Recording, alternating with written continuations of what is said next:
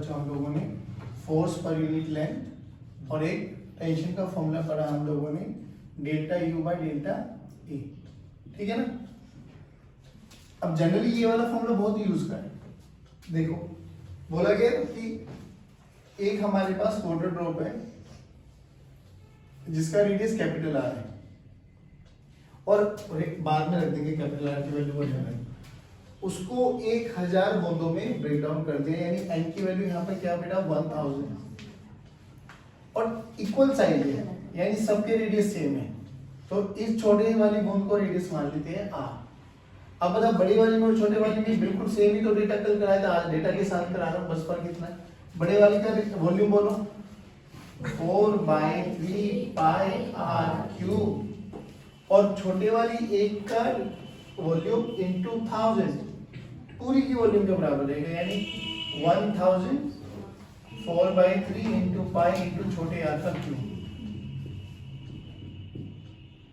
अब देख 10 को 10 की पावर 3 लिख सकता हूँ, तो r this is equal to 10 की पावर 3 इनटू r की पावर 3 की पावर 1/3, तो ये बच गया r this is equal to 10r, यानी छोटे r की वैल्यू आ गई r/10। यहाँ तक बताओ कोई दिक्कत? ये तो सबसे पहले नहीं आए, आ गया। अच्छा वेरी गुड, बस ना वो वैल्यू पुट करके कर रहे थे तो अच्छा वो थोड़ा देखो सिंपल सी बात बताओ, जहां तक जनरल चीजों को अप्रोच कर सकते हो ना वहां तक करो, बाद में वैल्यू रख देना, क्योंकि 10 की पावर -3 ये करते करते करते ना बहुत लंबी सी कैलकुलेशन लगती है कि दिमाग ही खराब हो जाता है, छोड़ना है सर करा देंगे अपना, फिर ऐसी भावनाएं आने लगती है, तो मत आने दिया करो। फॉर्मूला देखो ये वाला यही वाला सिंपल सी बात है, इसका एरिया पता है, उसका एक का एरिया पता है, इनटू 1000 कर देंगे तो एरिया इनिशियल बोलो, पहले इनिशियल एरिया बोलो बच्चों 4 पाई आर स्क्वायर, एरिया बोल रहा हूँ गधे। अच्छा उसका एक का एरिया फाइनल बोलो 1000 इनटू 4 पाई छोटे आर का स्क्वायर, छोटे आर का स्क्वायर छोटा आर स्क्वायर बाई 100, यानी इसने इसको मारा नहीं, तो डेल्टा ए निकाल दो, A final minus 36 pi R square, sorry 36 pi R square आया आंसर। ये देखो 4 पाई आर स्क्वायर कॉमन ले लो और 9 बचा ना, 10 माइनस 9, हाँ ठीक है 36 पाई आर स्क्वायर, ये आ गया खत्म आंसर। डेल्टा ये पता देते हैं अपन को, यस टी पता है, Yes. यू तो निकाला, तो ये तो आंसर है। तो डेल्टा यू बोल बाबू कितना है 36 into pi R square into tension यही है ना हाँ 0.072, सोल्व कर लेते हैं ब्रिलियंट आंसर। टी हमारी सरफेस टेंशन। हाँ सर्विस टेंशन है आगे ना। हाँ अब इसके वो देखो जो सरफेस टेंशन होती है ना बच्चों, ये कुछ चीजों पे डिपेंडेंट होती है। जैसे कल हम लोगों ने बात करी थी कि जैसे जैसे अपन टेम्परेचर बढ़ाते चले जाते हैं तो सरफेस टेंशन कम होती चली जाती है। एक क्रिटिकल टेम्परेचर आता है जिसके बाद जिसपे ये 0 हो जाती है। तो कभी कभार अगर क्रिटिकल टेम्परेचर वैसे कोई पूछे ना तो ये समझ लेना कि बहुत हाई टेम्परेचर पे टेंशन अप्रोक्सीमेटली नेग्लिजिबल हो जाती है। अब इसमें बात करते हैं कि अगर हम किसी भी फ्लूइड में इम्प्योरिटीज को ऐड ऑन करते हैं तो इम्प्योरिटीज दो तरह की इम्प्योरिटीज है, एक जो इनसॉल्युबल है और एक जो सॉल्युबल है। इनसॉल्युबल जो इम्प्योरिटीज है ना वो तो सरफेस टेंशन को कम करती है, ठीक। जैसे कि हमने बोला था कि ऐसा क्यों बोला जाता है कि गर्मी के दिनों में या जहाँ पर भी पानी इकट्ठा होता है वहां पर क्या करो केरोसिन ऑयल यानी कोई ऐसा इनसॉल्युबल लिक्विड डाल दो जो पानी में मिक्स ना करे। अब उसमें क्या होता है देखो मच्छर बैठ पाता है, पहली बात तो सरफेस टेंशन का फिनोमेना वहां पे लगाना। जैसे आज मैं एक बच्चे से पूछा मगर शिप फ्लोट कर पाते हैं, अभी उसको रिसेंटली सरफेस टेंशन बताई थी, कह रहा हाँ कर पाती है, क्यों कह रहा सरफेस टेंशन के कारण। नहीं, सरफेस टेंशन का फिनोमेना बहुत light weight light negligible masses के लिए एप्लीकेबल है। मच्छर ऐसा थोड़ी ना पांच मच्छर अगर शरीर पर बैठ जाए तो उठ ही नहीं पाते। मम्मी आप पूछे कि बेटा आज लेट कैसे हो गया, मम्मी 10 मच्छरों ने आतंक मचा दिया, ऐसा थोड़ी ना होता। मच्छर का नेग्लिजिबल मास है कि मच्छर उठने नहीं दे रहे मम्मी, कल तो मच्छर पकड़ के नाली तक लेके चले गए, जबरदस्ती छुड़वा गए, ऐसा थोड़ी ना होता है। तो ये बहुत नेग्लिजिबल चीजों के लिए एप्लीकेबल है, ये ध्यान रखना। सरफेस टेंशन हैवी के लिए नहीं। अगर तू बहुत हैवी लोहे का वो रख देगा उस पे वाटर सरफेस पे, तो डूबना निश्चित है उसका, बाइंसी इफेक्ट है। बट सरफेस टेंशन भी एप्लीकेबल है बहुत छोटे के लिए। तो मच्छर जो होता है बहुत छोटा है, नेग्लिजिबल है। तो मच्छर जो सरफेस टेंशन पानी के लिए 0.072 न्यूटन पर मीटर इतनी सफिशिएंट है कि मच्छर के वेट को होल्ड कर लेती है। तो मच्छरों को एक बढ़िया बेड मिल जाता है सोने, खाने, रहने, पीने के लिए। अब मच्छर को थोड़ी ना बताइए, तुम पढ़ा मतलब समझदार बच्चों, तुम्हें फिजिक्स आती है, तुमने केरोसिन ऑयल डालते हैं, ठीक है बदबू आती है वो ठीक है, पर नाली में क्या बदबू है ना, केरोसिन तो उसको खुद मतलब खुशबू लगेगी उसके लिए। अब क्या किया, जैसे ही उसने इनसोल्यूबल लिक्विड डाला ना, कोई भी मतलब ऐसा पेट्रोल डाल देते, कई बार ये केरोसिन ऑयल डाल देते, कई बार फिनाइल डाल देते, तो क्या होता है कि जैसे उस पर फिनाइल की या केरोसिन ऑयल की परत बनी ना, तो उसकी सरफेस टेंशन पानी की सरफेस टेंशन की कंपैरेटिवली कम होती है। तो वो मच्छर को रोक नहीं रोक पाती, तो मच्छर धड़ल्ले से नीचे जाता है, और जैसे ही नीचे जाता है वो खत्म कहानी उसकी। तो सरफेस, इसलिए हम बोलते हैं कि ये सब चीजें कर देनी चाहिए। इनसोल्यूबल के कारण जो सरफेस टेंशन होती है वो घट जाती है, और सोल्यूबल के कारण कभी बढ़ जाते कभी घट जाते, डिपेंडिंग अपॉन कि वो कैसा डेंसिटी क्या है उसकी, किस डेंसिटी का आप चीजें मिला रहे हो। बात समझ में आ गई? ये सरफेस टेंशन की कहानी थी। आज हम जो बात करने वाले हैं दैट इज कि एक्सेस प्रेशर देखना है हमें इनसाइड अ वाटर ड्रॉप, कि वाटर जो ड्रॉप होती है आपके पास, पानी की बूंद, उसमें एक कुछ एक्सेस प्रेशर है, that is what we have to calculate. अब उसको कैलकुलेट करने का प्रोसेस देखो कैसे करते हैं। अभी हमें ना पहली बात थोड़ा सा समझना, और ये वाला पॉइंट बहुत इंपॉर्टेंट भी है as far as numerical is concern, बहुत आते हैं, बहुत ज्यादा आते हैं, ठीक है। छोटा सा डेरिवेशन पे, जो कि हम सीबीएसई की तैयारी कर रहे हैं, तो हम लोगों ने देखा कि ये हमारे पास, ये बताओ ये कौन सा मिरर होता है, अभी पढ़ के आए वो तो वही बोल रहा था, वो एक्स तो वैसे निकल गया, सही कहा। हाँ ये कौन सा होता है, कॉनकेव।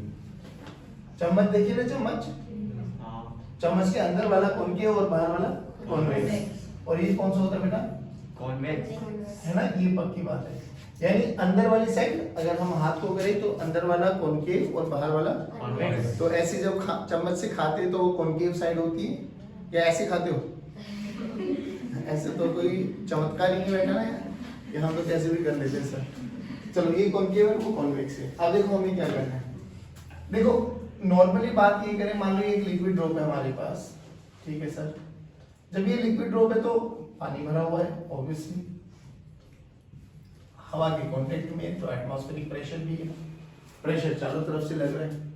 अंदर लिक्विड है तो लिक्विड भी प्रेशर लगा रहा होगा, ठीक है। अब जब लिक्विड भी प्रेशर लगा रहा है, और मैं ये बोल रहा हूँ कि अगर मैं इस छोटे से सेगमेंट के बारे में चर्चा करूँ, इस छोटे से सेगमेंट के बारे में, क्या लिक्विड की शेप बढ़ती जा रही है क्या? नहीं, ये तो इक्विलिब्रियम में भाई, एक जो ड्रॉप है वो इक्विलिब्रियम में, वो थोड़ा थोड़ा फैलना स्टार्ट हो जाता है बिकॉज ऑफ एक्सेस प्रेशर, वो बात हम मानते भी है, और उसमें बड़े रोल वो भी आ जाते हैं, विस्कोसिटी का भी एक रोल आ जाता है कि पानी की विस्कोसिटी कम होती है, ऑयल की विस्कोसिटी जो थिक हनी होता है उसकी ज़्यादा होती है, थिक होता है ज़्यादा, तो वो बहुत जल्दी फैलता नहीं है। पानी बहुत जल्दी फैलते फैलते टूट भी जाता है ना, वो बाद में हम बात करेंगे कि कोहेसिव फोर्सेस होते हैं, एडहेसिव फोर्सेस होते हैं, इनके बारे में चर्चा करेंगे। अभी हमने बोला कि ठीक है सर, अगर हम इसके बाद, तो ये इक्विलिब्रियम कंडीशन पे मैं मान के चल रहा हूँ, तो अंदर से एक लिक्विड प्रेशर लगा रहा हूँ, है ना, लिक्विड प्रेशर लगा रहा हूँ अंदर से, और बाहर से कौन लगा रहा होगा बच्चों, एटमॉस्फेरिक प्रेशर। मानते हो ना ये तो? Yes sir. बाहर से एटमॉस्फेरिक प्रेशर आ रहा है, और भी कोई लग रहा है क्या? No sir. एक और लगेगा, बोलो कौन? सरफेस टेंशन का। भाई एक एटमॉस्फेरिक प्रेशर इनटू एरिया, तो एक फोर्स तो जो बाहर आउटसाइड लगा रहा है, एक प्रेशर जो लिक्विड लगा रहा है इनटू एरिया, तो एक अंदर वाला हो गया, एक सरफेस टेंशन भी तो लगाएगी ना। और सरफेस टेंशन क्या करना चाहेगी? मिनिमम से मिनिमम सरफेस एरिया। तो बताओ वो अंदर की तरफ लगेगी बाहर की तरफ लगेगी? अंदर की तरफ। तो एक सरफेस टेंशन का भी फोर्स लगता है, एक आउटसाइड फोर्स, एक इनसाइड फोर्स, और एक सरफेस टेंशन का भी फोर्स लगता है बच्चों, ठीक है ना, ये समझ रहे हो? ये सरफेस टेंशन का फोर्स, इन तीनों के इम्पैक्ट को मिला के, इफेक्ट को मिला के, तब हम बोलते हैं कि इक्विलिब्रियम कंडीशन में। तो इक्विलिब्रियम कंडीशन में तो मैं कह सकता हूं inside force is equal to F not जो कि आउटसाइड फोर्स है प्लस एफ टेंशन का फोर्स। बात समझ में आ गई? पक्की बात। अब ऑब्वियसली इनसाइड देखो अंदर एक ही लग रहा है, बाहर दो लग रहे हैं, तो कहीं ना कहीं अंदर वाला फोर्स प्रेशर जो है, यू कैन से फोर्स जो है वो ज्यादा है बाहर वाले के कंपैरिजन में। कितना ज्यादा वो हमें निकालना है, ठीक है ना। चलो आप कैसे करना है इसको, सिंपल सा फंडा है सर, बहुत सिंपल सा वैलिडिटी करेंगे हम इसके बारे में। देखो हमने बात करी वो एनर्जी वाले फॉर्मूले से करते हैं अपन, तो जो भी लिक्विड इसमें उसकी सरफेस टेंशन T मान लेते हैं हम, सरफेस टेंशन T मान लेते हैं, इसका रेडियस R मान लेते हैं, इसका रेडियस R मान लेते हैं, और इनिशियल इसका एरिया बोल रहा हूँ कितना माने, इनिशियल इसका सरफेस एरिया बोल दो, तो इनिशियल एरिया कितना हो गया 4 पाई R स्क्वायर। डन।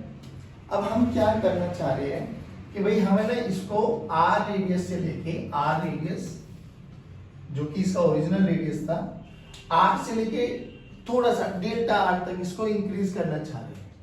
तो इंक्रीज करना चाह रहे हैं तो ऑब्वियसली अपन को कोई ना कोई वर्क डन करना पड़ेगा, R से लेके डेल्टा R। पहली बात तो बताओ डेल्टा R बहुत बड़ा बहुत छोटा? बहुत छोटा, बहुत छोटा है, ठीक है। क्या इसको R से R प्लस डेल्टा R तक लेके जाने के लिए हमें कुछ कार्य करना पड़ेगा? हाँ। तो इसको R से लेके R प्लस डेल्टा R तक लेके जाने के लिए अपन को कुछ ना कुछ वर्क डन करना पड़ेगा, ठीक है। वही वर्क डन कैलकुलेट करते हैं, तो वर्क डन बताओ कैसे कैलकुलेट किया जाए। अभी हम नॉर्मली बात करें कि इस पे इनसाइड अंदर लग रहा था P इनसाइड है बाबू, बाहर लग रहा है P नॉट, ये नीले वाला ओरिजिनल पार्ट है, इसको बाद में लेके गए हम लोग, है ना। तो वर्क डन का फॉर्मूला क्या होता है बेटा, force into delta x। Displacement भी उधर ही, फोर्स भी उधर ही लगा रहे अपन लोग, P in minus P not into a कर सकता हूं ना, प्रेशर इनटू एरिया।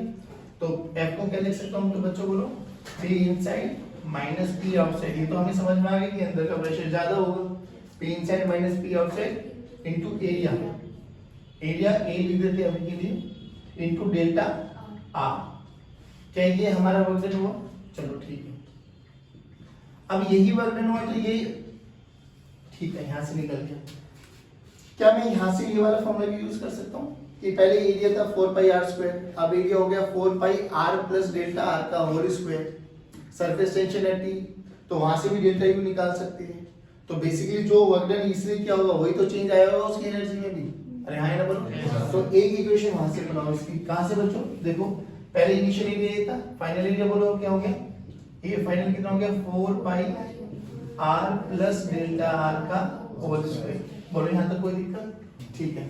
तो अभी ये वाला फॉर्मूला लगा दो, तो डेल्टा यू अगर मैं, अब ये वजन ही एनर्जी है बच्चों ध्यान रखना, तो अगर मैं यहां से चेंज इन एनर्जी निकालना चाहूं तो मैं लिख सकता हूं T into delta A, T को T रहने दो, डेल्टा ए वैल्यू बोलो बच्चों, A final minus A final बोलो 4 पाई R प्लस डेल्टा R का होल स्क्वायर माइनस 4 पाई।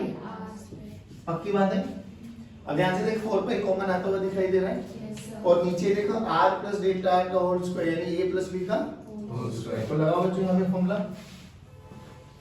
ये क्या बन गया delta U this is equal to T into 4 pi common ले लूं मैं, A square plus delta R का होल स्क्वायर, पीछे पीछे बोलोगे तो बड़ा अच्छा लगेगा, minus plus 2R delta R minus R square. देखो R square will cancel out, तो डेल्टा U की एनर्जी यहां से क्या है बच्चों, डेल्टा U बोलो, delta U 4 pi into T, 4 pi into T into 2R delta R, 2R delta R। चलिए, और यहां से एनर्जी कितनी आई, P in minus P not into 4 pi R square जो इनिशियल एरिया था, है ना। तो इक्वेशन नंबर 1 डाल दो, फ्रॉम इक्वेशन नंबर 1 देखो एक बार, फ्रॉम इक्वेशन 1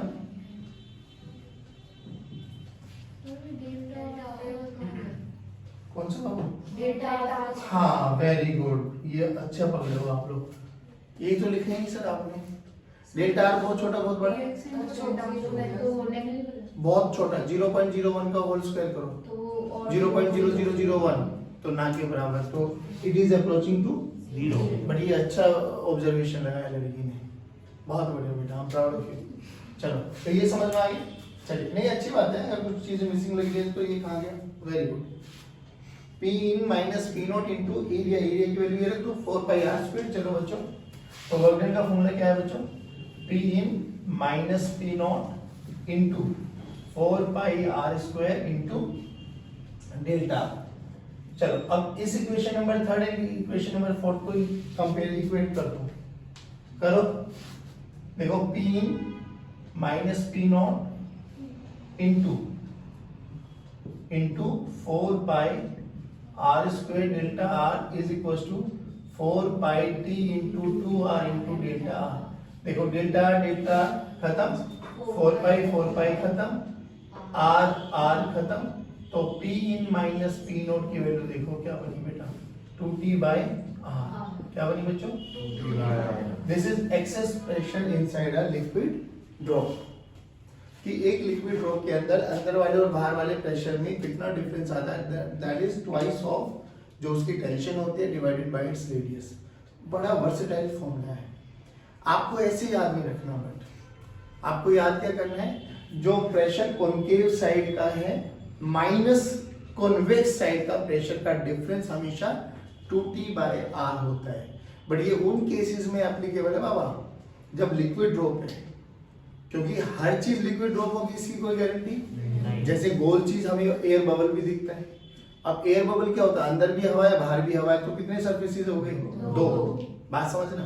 तो एयर बबल के केस में लिक्विड ड्रॉप के लिए पक्की बात, आपको क्या याद रखना है कि जो कॉन्केव साइड का प्रेशर है ना वो हमेशा ज्यादा होता है एज कंपेयर टू जो कॉन्वेक्स साइड होता है। नहीं आया समझ में?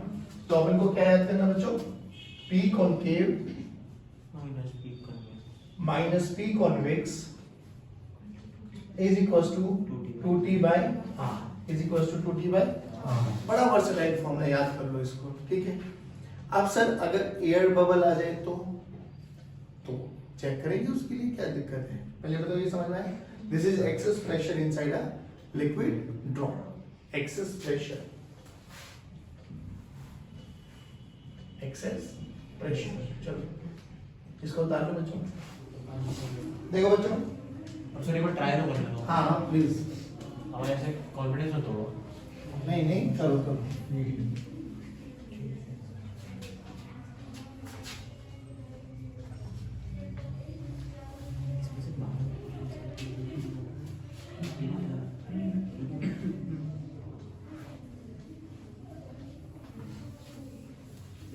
चलो क्वेश्चन ट्राई करते रहना, आप बजे समझ लो। आ जाओ, ठीक। हमने बात करनी है एयर बबल, सो बबल और वाटर ड्रॉप। वाटर ड्रॉप का मतलब तो समझ गए, अंदर पानी है, फ्री सरफेस एक है, तो it is having one free surface. ये वन फ्री सरफेस है। इसके पास दो, एक अंदर वाला और एक दो फ्री सरफेस। अब एयर बबल समझ में आ गया। एयर बबल क्या होता है, जब बीकर में स्ट्रो डालते हो वो पानी बबल्स बाहर आते हुए दिखाई देते हैं ऐसे, तो वो होते चारों तरफ पानी है, अंदर एयर होती है, तो एक free surface, one free surface. तो ये तो पक्की बात है, जब भी वन फ्री सरफेस होगा तो P inside minus P outside का फॉर्मूला बोलो, P concave 2T by R minus P convex 2T by R। Perfect है। उसका भी बोलो, P inside minus P outside 2T by R। आप सुन बच्चे, जो कि हम बात कर रहे हैं किसके बारे में बच्चों, सो बबल। अब सो बबल में दो फ्री सरफेस हैं। अब वैसे तो ये बहुत थिन फिल्म होती है ना, बहुत थिन, बट हम लोग थोड़ा सा इमेजिन करने की कोशिश करते हैं कि मान लो इसको मैक्रोस्कोपिक लेवल पे देखते हैं, माइक्रो पे, मतलब एक अंदर और एक बाहर वाली नहीं, एक लेयर नहीं बनती, ऐसे तो बनती है, तो अंदर वाला सरफेस और बाहर वाला सरफेस, तो ये बहुत पतली, बहुत, मैं ये कह रहा हूँ नैनोमीटर की होती है, उससे भी और कम, मान लो पिकोमीटर। पिको का मतलब समझते हो, 10 की पावर -12, बहुत छोटी। बट हमने इसको थोड़ा जूम इन कर दिया, टेक्स यहाँ पर देखो, ये बहुत ज्यादा नहीं है पहली बात तो, बट ये मान के चला ये DR है पहली बात। अब हमें क्या करना है, हमें यहां से यहां तक आना है, तो बीच में कहीं ए पॉइंट आ जाएगा। पहले बता P नोट और PA में किसका प्रेशर ज्यादा, PA। अभी भी तो देखा है कॉन्केव कॉन्वेक्स, तो तो पीए कौन सा है? कॉनकेव। पी नोट कहाँ है? कॉन्वेक्स। तो पीए माइनस पी नोट कितना? 2t बाय r नहीं आया। अब ए में और बी में बोलो, पीवी माइनस बी का ज्यादा तो पीबी माइनस पीए पीबी माइनस पीए और कितना? 2t bye 2t by r perfect है। पीए की वैल्यू उठा के यहाँ रखो, पीबी माइनस हमें तो चाहिए पीबी माइनस पी नोट ना, हाँ क्योंकि इनसाइड ही और आउटसाइड ही है। हाँ। तो बोल PB PV minus P minus PA, ये क्या उधर जाके क्या रखनी है हमें? PV minus PA plus P naught 2t by r minus क्या होगा? P naught this is equals to 2t by r। सही तो कर रहा हूँ भाई, यहाँ से पी की वैल्यू निकालो ना, हाँ। 2t by r plus P not. हाँ। यहाँ पे जब माइनस में रखोगे तो साइड माइनस by r में plus- अब देखो ये माइनस 2t बाय r ने 2t बाय r को नहीं मारा, क्योंकि उधर माइनस जाके प्लस प्लस है है। तो pb minus p not this is equals to 4t by r। ये है p concave minus p convex this is equals to 4t by r। ये रिजल्ट याद रखना, डन है। अब सुन, वैसे प्रूव करना चाहे तो वैसे प्रूव भी कर ले, एरिया का चेंज वगैरह करके तू कर सकता है, कोई दिक्कत नहीं है। अब हमसे क्या पूछा है कि एक एयर बबल है पानी के सरफेस के नीचे, ये रहा, इस पे हमें एक्सेस प्रेशर निकालना है ना, बस ऐसे मत देखिए। Yes, sir. लग के खत्म। एक्सेस प्रेशर क्या होगा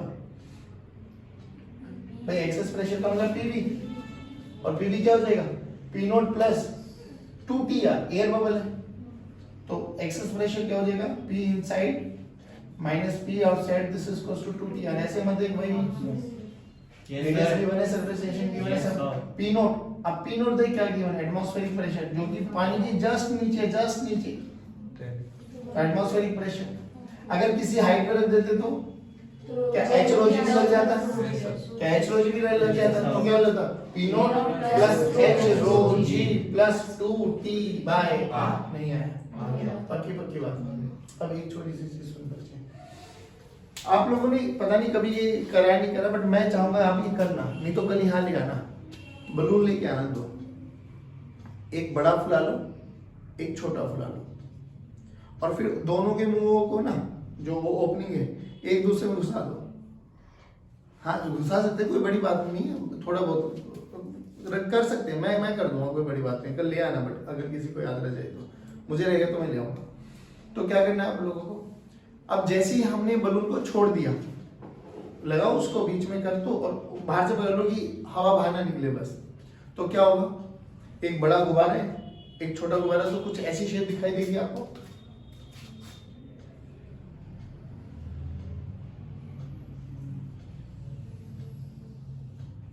है ना, बताना हाँ। क्या होगा? किसमें हाइयर है? बड़े वाले में हाइयर और छोटे वाले में लो। Very good. फिर क्या करेगा? छोटे वाला, बड़े वाला छोटा होता चला जाएगा और छोटे वाला बड़ा होता। ऐसा नॉर्मली सब बोलते हैं, बट ऐसा नहीं नहीं होगा होगा। क्योंकि ये फिजिक्स है। अब क्या है, जो हमारा दिमाग बोलते हैं ना, उसके साथ तो जान ही नहीं है बे, क्योंकि हमें पता है हमारे दिमाग में क्या चल रहा है। तो पहली बात तो ये समझ लेना, ऑप्शन में जब भी तुम्हें बोले ना कि यही है राइट चॉइस बेबी, बिल्कुल उस नहीं। पे तो बिल्कुल नहीं जाना, सबसे पहले उसी को काटना। हाँ कई बार पढ़ा लिखा देखा जाए तो उस पे तो चले जाना कि नहीं हमारे समय तो बोला ये तो हो गई नहीं, अरे तू पढ़ चुका है वो।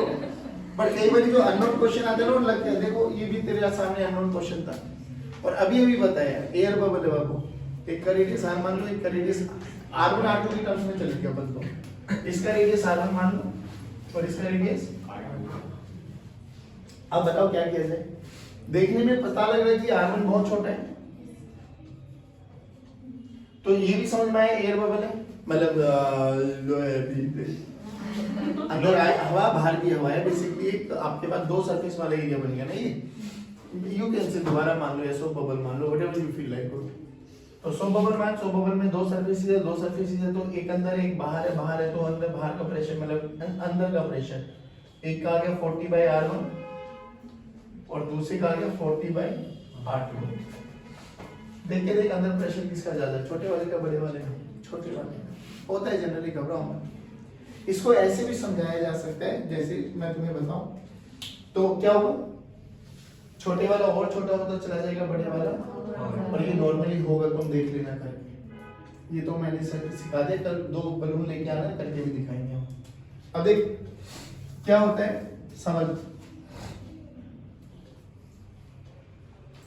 ऐसे ना हमारे पास एक YouTube है, मतलब एक पाइप का अरेंजमेंट हम लोगों ने कर लिया है, और यहाँ पर एक है ना वो नोब लगा दी हम लोगों ने, समझ लिए।